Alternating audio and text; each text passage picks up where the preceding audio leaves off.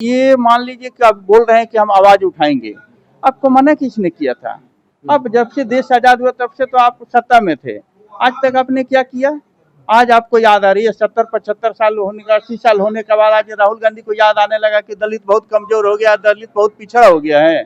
इतना पहले उनको याद नहीं था, जब चुनाव आया तो याद आ गया। तो क्या करेंगे? हमने सोचा कि नहीं, इनके साथ रह करके हम जो दबे कुचले लोग हैं, चाहे वो झुग्गी झोपड़ी हो, महल हो, अटारी हो, छोट जाति हो, उच्च जाति हो, ये सबके लिए हम काम कर सकते। तो यहाँ हमें काम करने की स्वतंत्रता मिलेगी। पार्टी के लिए हम लोग दलित समाज का जो भी हम देख रहे हैं कि बहुत सारी त्रुटियां हैं। यदि आप उनके झुग्गी झोपड़ी में जब ढुकेंगे तो देखेंगे आज तक उनके पास रिटर्न डॉक्यूमेंट्स बहुत कुछ नहीं है। पहले तो उस रिटर्न डॉक्यूमेंट्स को करना होगा, उसके बाद वहाँ जो एजुकेशन की कमी है उस एजुकेशन को देना होगा, क्योंकि देखिए शिक्षा सबसे बड़ा हथियार होता है। आप राशन पताई कुछ भी दे दीजिए, उससे विकास नहीं होगा। विकास हुआ शिक्षा से। तो हमारा मकसद रहेगा, हमारी टीम का मकसद रहेगा कि जो दलित बस्ती है, झुग्गी झोपड़ी बस्ती है, उसमें सब जगह हम लोग शिक्षा का प्रवाह करें। शिक्षा आएगा, ऑटोमेटिक गरीबी दूर हो जाएगी। ये ऐसा हम लोगों का मानना है। नमस्कार, आप न्यूज़ पीआर देख रहे हैं। हम आज विधानसभा में मौजूद हैं और यहाँ पर जो है एक बड़ी सभा हुई है हम पार्टी की ओर से। यहाँ पे जो है काफ़ी लोग जो है सदस्यता ग्रहण किए हैं। इसमें हमारे साथ मौजूद हैं संजय जी। इन्होंने जो है आज हम पार्टी की सदस्यता को अपनाया है। चलिए इनसे हम बात करते हैं।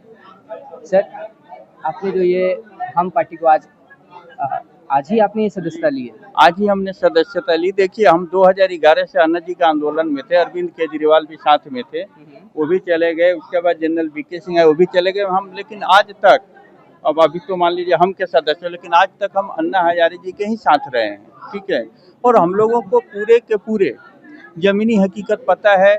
हम लोग देखिए शुरू से ही झुग्गी झोपड़ी से लेकर के शीश महल तक हम लोगों ने हर जगह की लड़ाइयाँ लड़ी हैं। तो हम लोगों को पता है कि हम लोग किसको डेवलप कर सकते हैं, किसको नहीं कर सकते हैं।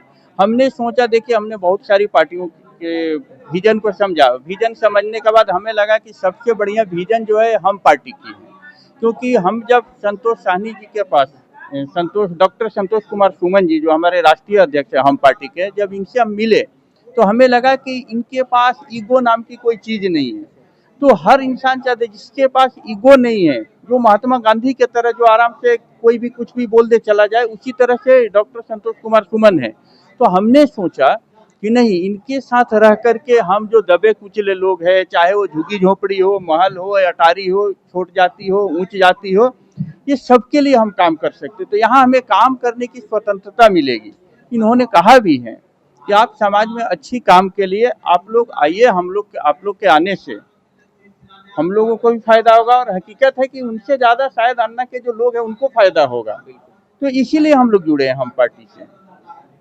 क्या काम करेंगे? जैसे आपको ये मौका मिला है पार्टी ज्वाइन करने का, तो क्या कुछ करेंगे आप जी, दलित के लिए? क्या हम पार्टी के लिए हम लोग दलित समाज का जो भी हम देख रहे हैं कि बहुत सारी त्रुटियां हैं। यदि आप उनके झुग्गी झोपड़ी में जब ढुकेंगे तो देखेंगे आज तक उनके पास रिटर्न डॉक्यूमेंट्स बहुत कुछ नहीं है। पहले तो उस रिटर्न डॉक्यूमेंट्स को करना होगा, उसके बाद वहाँ जो एजुकेशन की कमी है उस एजुकेशन को देना होगा, क्योंकि देखिए शिक्षा सबसे बड़ा हथियार होता है। आप राशन पताई कुछ भी दे दीजिए, उससे विकास नहीं होगा। विकास हुआ शिक्षा से।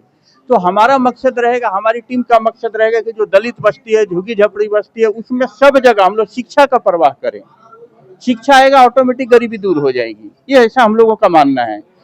समाज में लड़ाई झगड़ा मारपीट सब अशिक्षा के कारण ही ज्यादा होती है। राहुल गांधी बार बार बिहार दौरे पे आ रहे हैं, काफी बार आ चुके हैं, आपको शायद जानकारी होगी। जी। वो भी कह रहे हैं कि हम दलित के लिए काम करेंगे, दलित समाज के लिए आवाज उठाएंगे। इसके बारे में सर क्या? देखिए, ये मान लीजिए कि आप बोल रहे हैं कि हम आवाज उठाएंगे, आपको मना किसने किया था? अब जब से देश आजाद हुआ तब से तो आप सत्ता में थे, आज तक आपने क्या किया? आज आपको याद आ रही है 70-75 साल होने का, 80 साल होने के बाद आज राहुल गांधी को याद आने लगा कि दलित बहुत कमजोर हो गया, दलित बहुत पिछड़ा हो गया है। इतना पहले उनको याद नहीं था, जब चुनाव आया तो याद आ गया। और क्या करेंगे? जो हुआ हर जगह, एक तो बोलने का कोई तरीका नहीं, अनाप शनाप जो जहाँ पाए बोल दिए। तो सबसे पहले तो उनके अपने पार्टी के अंदर ये देखना, वो जितना दूसरे पर प्रहार कर रहे हैं वो खुद में आकलन करें कि आखिर उनकी पार्टी इतना डाउनफॉल क्यों हो रही है। दिन प्रतिदिन हर आदमी का उत्थान होता है, राहुल जी का पार्टी का डेली डेली डाउन हो रहा है, तो डाउन का उनको अपने पर मंथन करना चाहिए। हमको ऐसा मानना है कि हमें भी कमियां हैं, लेकिन हमें अपने कमियों को देखने के लिए हमको दूसरे पर थोपना नहीं चाहिए। हमें सोचना चाहिए कि आखिर हम डाउन क्यों हो रहे हैं। राहुल गांधी जी को यही काम करना चाहिए, वो आत्मचिंतन करें, आत्ममंथन करें, वो दूसरे का फेरा में न पड़े। आए दिन बिहार में दलितों पे जो है काफ़ी सारी जो आप खबर सुने होंगे कि के बारे में क्या बहुत सारा अत्याचार का कह सकते हैं कि किया जाता है दलितों के साथ। देखिए, अभी मुजफ्फरपुर के घटना को लीजिए, अब इसमें किसको दलित कहिएगा और किसको कहिएगा। मारने वाला जो लड़की का ये हुआ वो पासवान थी, अच्छा, और जो करने वाला है क्या नाम है, साहनी है। अब यहाँ किसके किसके खिलाफ बोलिएगा। लोग एक तरह से हमेशा बोलते हैं कि दलित नहीं, समाज में दो ही जातियां हैं, अमीर गरीब, तीसरी कोई जाति नहीं है। कहे कि अमीरों का देखिए, आज जितने भी बड़े लोग हैं उनके यहाँ कोई जातिवाद नहीं है, वो शादी ब्याह में एक दूसरे के शादी ब्याह में जाते हैं, पूजा कर्म में जाते हैं, लेकिन वहीं पर एक गरीब के घर में वही सेम जाति के लोग उस गरीब का घर में नहीं जाएंगे। आप देखिएगा, उसी जाति का यदि कोई गरीब है, अब यादव कहीं ले लीजिए, हम आ जाते हैं यादव पर, कोई दूध दूहने वाला यदि चल जाए तेजस्वी जी के घर के सामने में, तो उसको एंट्री तक नहीं मिलेगी। और वहीं पर एक दूसरा जात वाले सामर्थ्य आदमी जाएगा तो तुरंत गेट खुल जाएगा और गेट के अंदर चलेंगे। तो यहाँ जातिवाद कहाँ है? जातिवाद वही हुई कि वो सामर्थ्य आदमी है तो वो गया तो गेट खुल गया, और वो बेचारा उसी जात का है, यदि वो गरीब है, नंगा कपड़ा कुचला पहन कर गया तो उसके जाते जाते जाते गार्ड रोक देगा। तो आप बताइए जातिवाद है कहाँ? ये सिर्फ हम आम जो लोग हैं, जो साधारण लोग हैं, ये हम लोगों के बीच में जातिवाद बहुत ज्यादा पनप गया, लेकिन अपर क्लास में जातिवाद नहीं है। दो ही जात है, एक अमीर है एक गरीब है। आपको सर आज हम पार्टी में मौका मिला है, क्या करेंगे जनता के लिए? देखिए, हम पार्टी में मिला है तो जो हमने आपको बताया ना कि हम दो चीजों का बंटवारा करते हैं। बाकी लोग तो करते हैं कि एक वो जाति है, वो दलित नहीं। हम तो सब लोगों को यही बताएंगे कि भैया तुम भी अमीर के श्रेणी में आओ, तुम्हारी जाति अपने आप डेवलप हो जाएगी। जाति डेवलप ऑटोमेटिक, कोई किसी का जाति डेवलप करने से नहीं होगा। आप सामर्थ्यवान पैसा वाला बन जाइए, आपकी जाति ऊंची जाति हो गई। और आप ऊंची जाति से आते हैं, आप मान लीजिए ब्राह्मण से ही आते हैं, और आपके पास रुपया नहीं है, तो आप समझिए तो आप दलित हो गए। तो सीधा साधा बात है। हम लोग इसी चीज को कहें, इसीलिए हम बोले ना कि हम लोग शिक्षा का प्रचार करेंगे, ताकि शिक्षा बढ़े। जिसके पास शिक्षा आ जाएगा वो सब कुछ ठीक हो जाएगा। संजय जी बहुत बहुत धन्यवाद हमारे चैनल में। सर आप कहाँ से हैं, अपना परिचय दीजिएगा। देखिए, हम सीवान के रहने वाले हैं, सीवान जिला से, हम पटना में रहते हैं। और देखिए, आपने एक बात पूछा ना, कभी आप क्या करेंगे, तो हम दबाव ये देंगे, जैसे कि लालू जी का जो शासन आया था, तो आपको याद, आप लोग का उम्र कम है, आप लोग को याद नहीं होगा, हमारे यहाँ 30 तो चीनी मिल चालू थी। अब सोचिए कि 30 चीनी मिल माने कम से कम 30 लाख लोगों को रोजगार। 18 वो चीनी मिल बंद हो गई।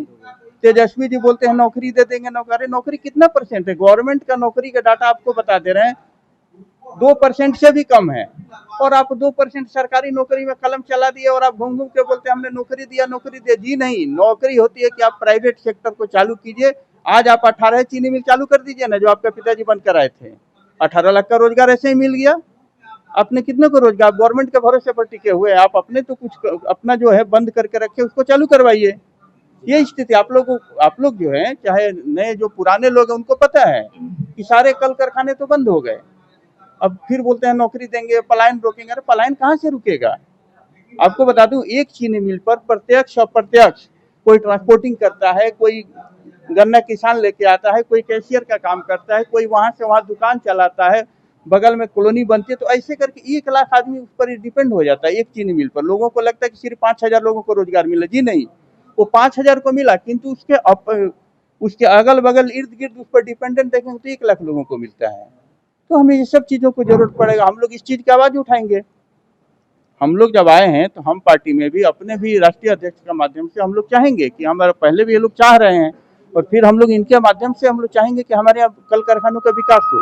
इसीलिए हम लोग आए हैं हम पार्टी में। चलिए बहुत बहुत धन्यवाद। हमारे साथ संजय सिसोदिया जी मौजूद थे। आपने सुना, हमने बातचीत की एक सारे मुद्दे पे। और कमेंट बॉक्स में हमें अपनी राय जरूर दें, और इसी तरीके के अन्य खबरों के लिए बने रहें न्यूज़ पीआर के साथ। धन्यवाद।